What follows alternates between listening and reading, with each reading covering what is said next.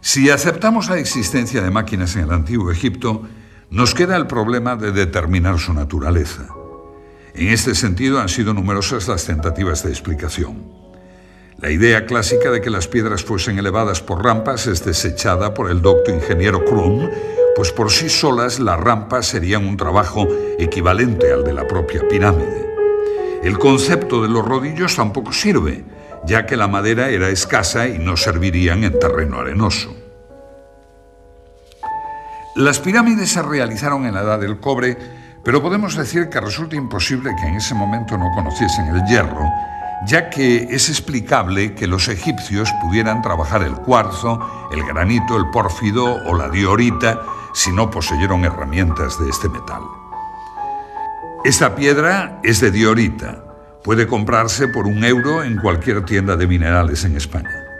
Les sugiero que adquieran una y efectúen una simple operación. Coloquen en su taladradora una broca de diamante sintético, Widia, que tiene dureza 11, e intenten perforarla. Tras varios minutos de intentos frustrados, se preguntarán cómo consiguieron tallar y perforar la estatua de Kefren, realizada de una pieza en diorita verde, con herramientas de cobre, que fueron las supuestamente empleadas en los tiempos de las pirámides. Resulta una incógnita cómo los egipcios pudieron trabajar el granito en las canteras sin el hierro. En las canteras de Asuán se aprecian muchas series de agujeros y ranuras rectangulares profundas y estrechas, las cuales, como dice Clark, no se puede afirmar que se hicieran con herramientas de hierro, pero sí se puede afirmar que no pudieron hacerse con cobre. Efectivamente, los cortes de la roca en la cantera se producían tras introducir en los orificios piezas de madera que luego se humedecían. La fuerza oncótica producida por la expansión de la madera hacía resquebrajarse el granito. Pero nos queda el saber cómo realizaban tales orificios. Se conocen además 4 muestras de hierro del Antiguo Egipto que fueron analizadas por Petrie. Una de ellas fue descubierta por Perring, el ayudante de Howard Beese, cuando se limpió el canal sur de ventilación de la Cámara del Rey. Los restos calcáreos adheridos a la lámina hicieron imposible la idea del fraude. Su análisis demostró que tampoco provenía de meteoritos férricos.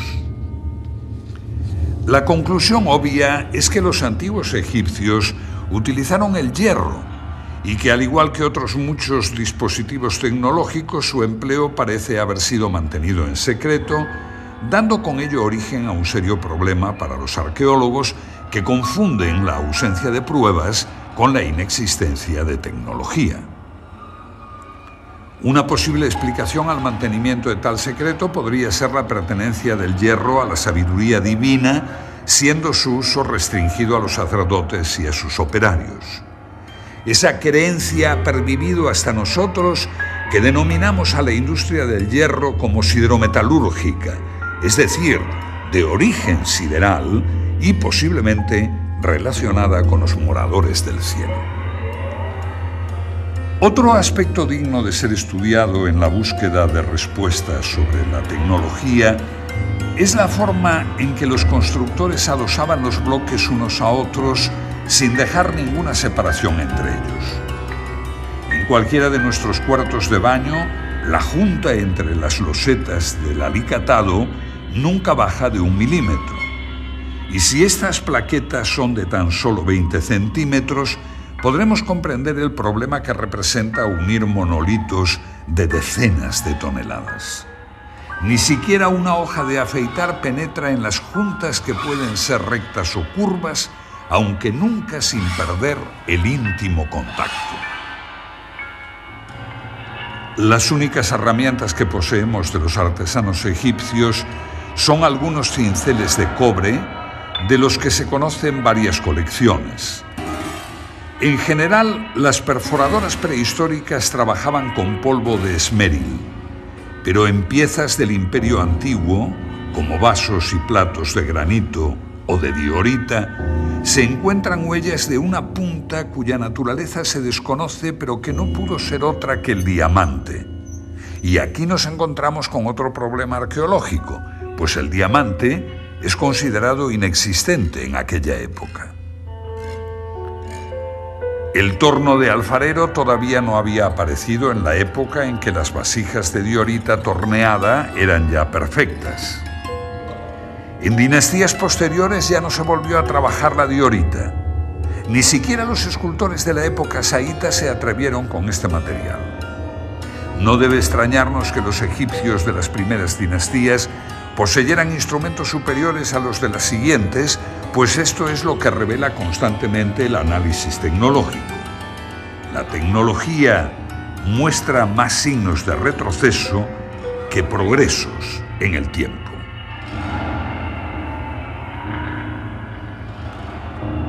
Debemos admitir que los egipcios de las primeras dinastías conocían el torno de punta fija antes de que aparecieran los tornos de alfarero. Con el torno egipcio se obtenían incluso superficies esféricas, pues se conocen platos hechos a torno en los cuales la herramienta se movía sobre una línea curva. Tenemos la prueba de que además del torno de punta fija conocían el torno con herramienta articulada móvil. Esta es una importante cuestión tecnológica, pues muy difícilmente podría la herramienta articulada moverse a su vez en forma circular. Que la pieza se movía con independencia de la punta, por otra parte, está probado por ejemplares estudiados por Petrie, en los que se puede apreciar por las huellas que la pieza ha sido desmontada para cambiar su centro de giro, una operación familiar para el tornero moderno.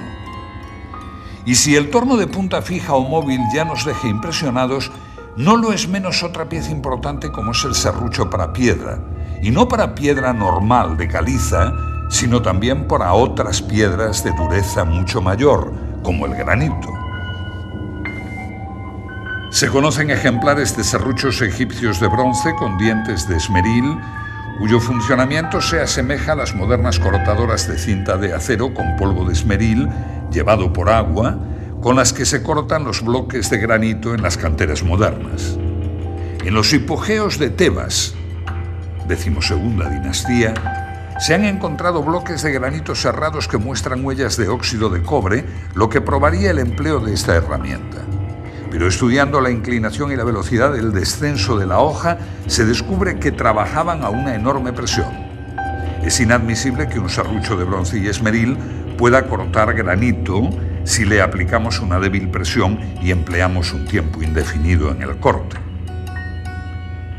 La única solución que se nos plantea es que los antiguos egipcios debieron poseer otro instrumento cuya estructura desconocemos, pero que con seguridad no trabajaba con dientes de esmeril.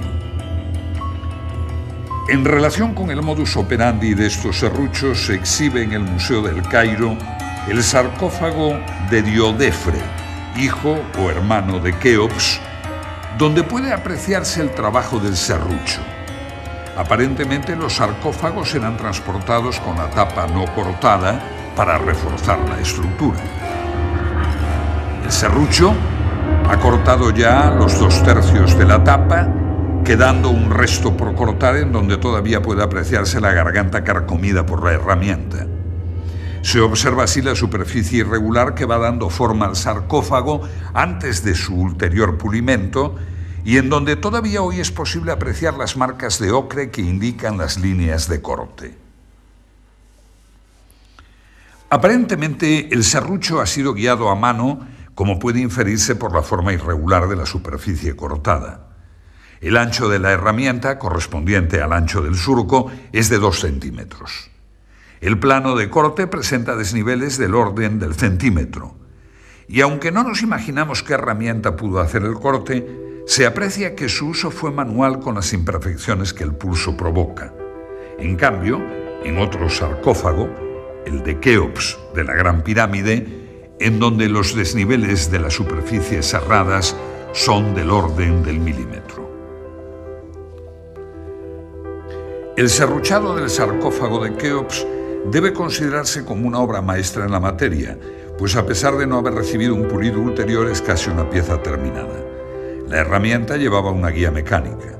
Este serrucho se movía a modo de los modernos cortadores de peine que producen bloques de superficies paralelas debido al movimiento simultáneo de varias cintas de acero. Y de nuevo nuestro estupor al comparar la tecnología antigua con los logros de la actual. Esta es una cantera situada en Cerceda, en las estribaciones de la madrileña Sierra de Guadarrama. Su moderna tecnología pudo verse en un stand de la pasada Expo 92 de Sevilla. Los bloques de granito llegan hasta aquí desde la península de Labrador o desde Sudáfrica y abastece a la práctica totalidad de cementerios madrileños. Aquí saben de la industria de la piedra. Su más perfecta máquina de corte para piedras de granito está diseñada por una hoja redonda de 2 metros de diámetro, compuesta de múltiples dientes de huidia, carburo de tungsteno, por lo que no puede cortar bloques de más de 1 metro. Cada vuelta de la hoja avanza tan solo 5 milímetros. Se tarda una mañana entera en cortar toda la roca. No se puede ejercer más presión, pues las puntas se abrasarían. Viendo esto, debemos preguntarnos cómo hacían los antiguos egipcios para que sus serruchos avanzaran en cada presión casi 2,5 milímetros, o sea, 60 veces más potencia que los logros de nuestra avanzada civilización. Pero nuestro asombro no acaba aquí, pues aún hemos de tratar la herramienta más conspicua de la antigua tecnología, el taladro cilíndrico.